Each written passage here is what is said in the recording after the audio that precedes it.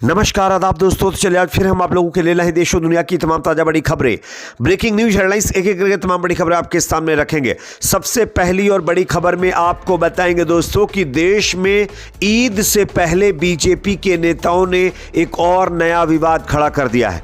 जिस तरीके से आप सब जानते हैं जुमे की नमाज और उसके बाद होली को लेकर विवाद खड़ा किया गया था, इसी तरीके से अब ईद से पहले बीजेपी के नेताओं ने नया विवाद पैदा कर दिया है। क्या है इसके अंदर, इसके बारे में भी आपको जानकारी देंगे। साथ ही साथ अगली बड़ी खबर में आपको बताएंगे दोस्तों कि महाराष्ट्र के नागपुर में हुई हिंसा के बाद जिन लोगों के घरों के ऊपर बिल्डोजर चला जा रहा था, इसके खिलाफ कोर्ट का बड़ा फैसला आया है।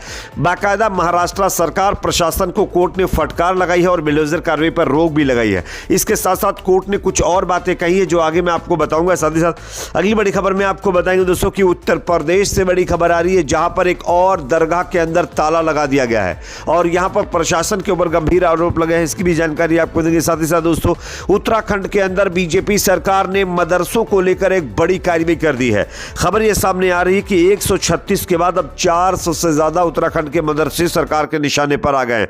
किस तरीके से आगे इसकी भी जानकारी देंगे। साथ ही साथ अगली बड़ी खबर में आपको बताएंगे दोस्तों कि देश के साथ गद्दारी करते हुए एक और इंजीनियर को गिरफ्तार कर लिया गया है। अफसोस इसको लेकर मीडिया में कोई चर्चा नहीं हो रही है क्योंकि इसका नाम कुछ और है। आगे मैं आपको इनके नाम की चर्चा करूंगा। साथ ही साथ अगली बड़ी खबर में आपको बताएंगे दोस्तों कि गाजा के अंदर इजराइल हमास के बीच चल रहे मुकाबले में हमास ने अब गौरिल्ला वॉर को लेकर बड़ा ऐलान कर दिया है। किस तरीके से आगे इस पर भी चर्चा करेंगे। साथ ही साथ खबर आ रही दोस्तों कि यहूदियों के, ईसाइयों के धर्मगुरु ने एक बार फिर फलस्तीन के लोगों की आवाज उठाई है।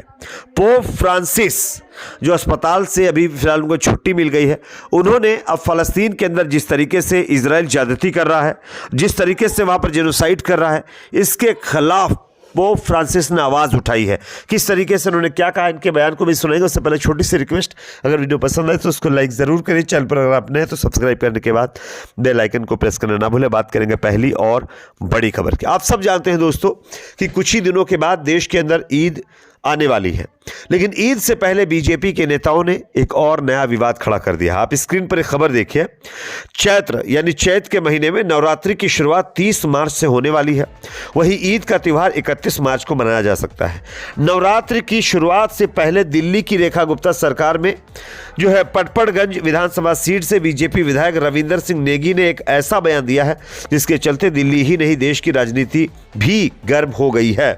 दरअसल बीजेपी के विधायक जो है रविंद्र सिंह नेगी ने नवरात्रि को लेकर उन्होंने कहा है कि नवरात्रि में वो पहाड़गंज क्षेत्र में मीट की दुकानें नहीं खुलने देंगे। उन्होंने ये भी कहा कि ईद है तो मुसलमान भाई मीठा खा ले, उससे काम चला ले, मीट खाने को किसने कहा है।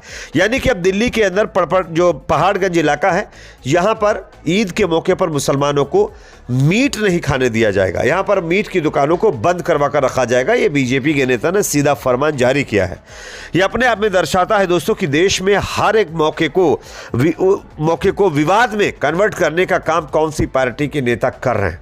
काश इन नेताओं के खिलाफ कड़ी से कड़ी कार्रवाई होती तो इस तरीके की ये लोग विवादित चीजें ना करते।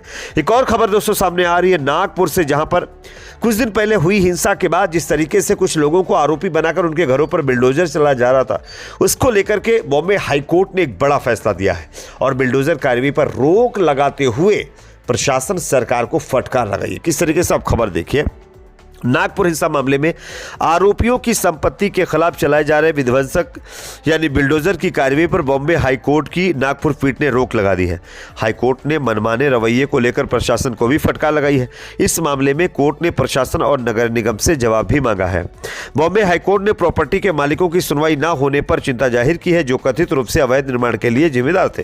कोर्ट ने इस बात पर निराशा जाहिर की कि ध्वस्तीकरण की कार्रवाई शुरू होने से पहले उनकी सुनवाई नहीं की गई।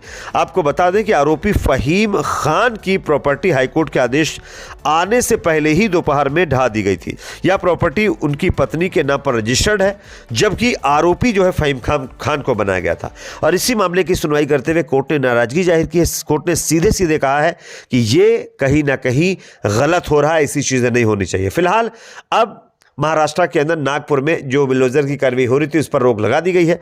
अब 15 अप्रैल को इस पर दोबारा सुनवाई होगी, तब पता चलेगा कि आखिरकार अगला फैसला क्या होता है।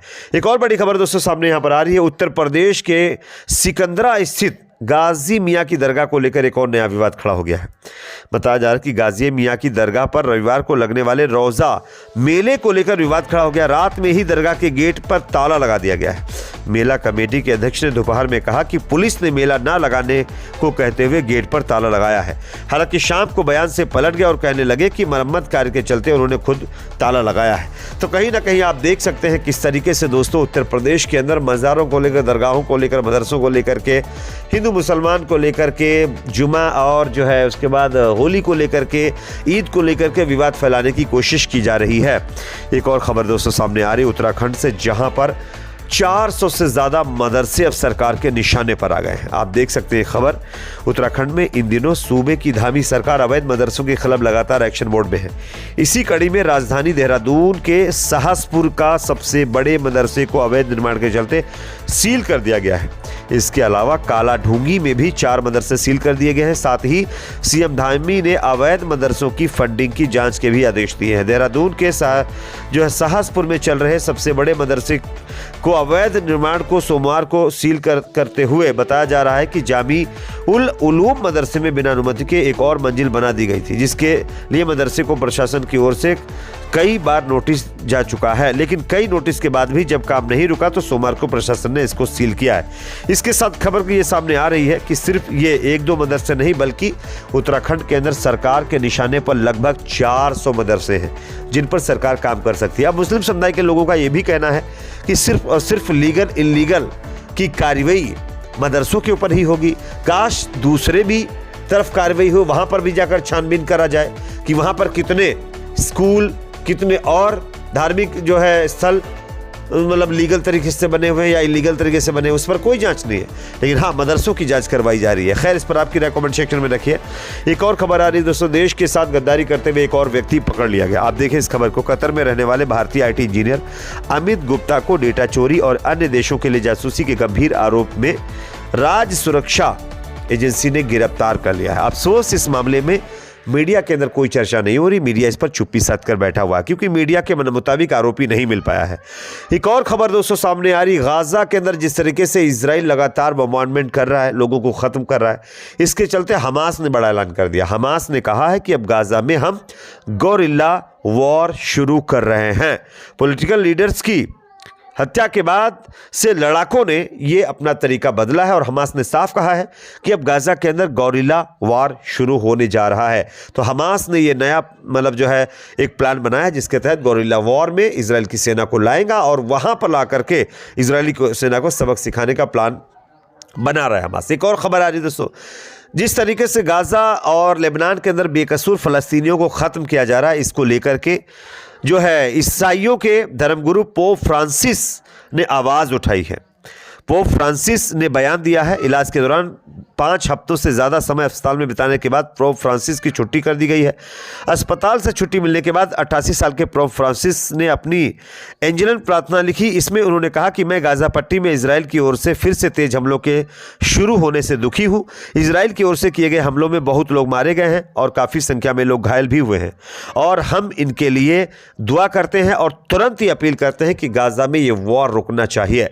यानी फ़लस्तीनियों की आवाज़ ईसाई धर्म के मतलब जो है धर्म गुरुओं ने उठाई है। इस पर आपकी राय कमेंट सेक्शन में रखिए। वीडियो पसंद आए तो लाइक करें, शेयर करें, चैनल पर नए तो सब्सक्राइब जरूर करें।